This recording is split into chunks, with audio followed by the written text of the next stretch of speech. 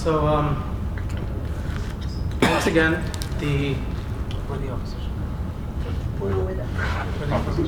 once again, the affirmative believes that the MTA should only have commercial advertisements.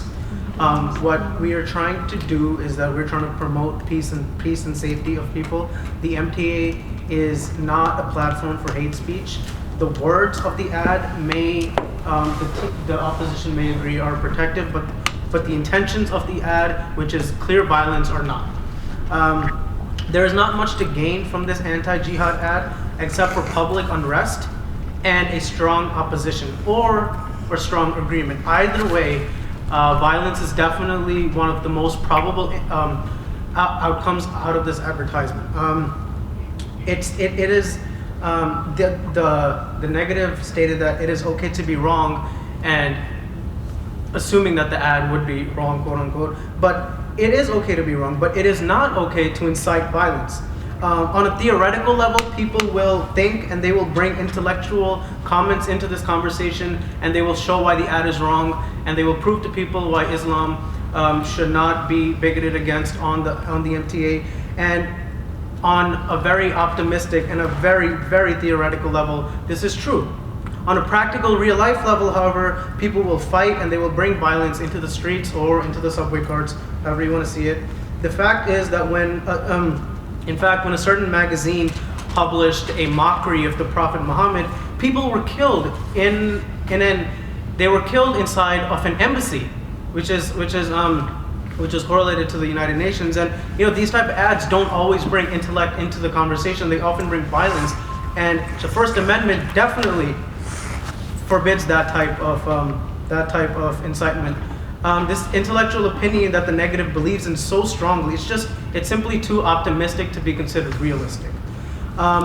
We cannot allow offensive messages to be published and promoted and hope that the only answer will be a mere conversation between two professional intellectual people. More often than not, these so-called conversations are often fistfights or any other form of violence that take place. The First Amendment has limitations.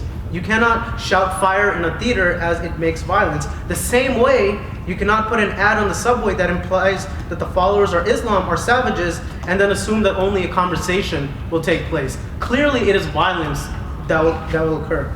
The negative also stated that pro-Islamic groups, they provided a strong opposition to the ad, and they showed why it was wrong, and they showed why the ad should not be posted up and all that great stuff.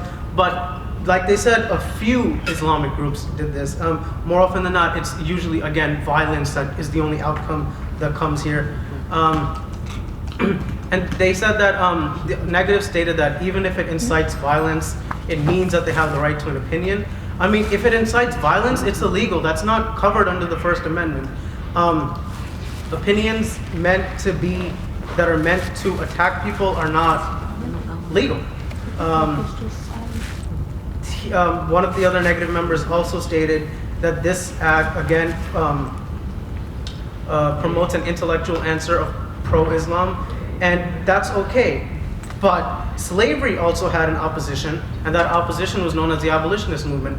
Simply because there was an abolitionist movement and there was an intellectual response to slavery does not make slavery okay. The same way having an intellectual response to this ad does not make this ad okay. And that is all. Thank you.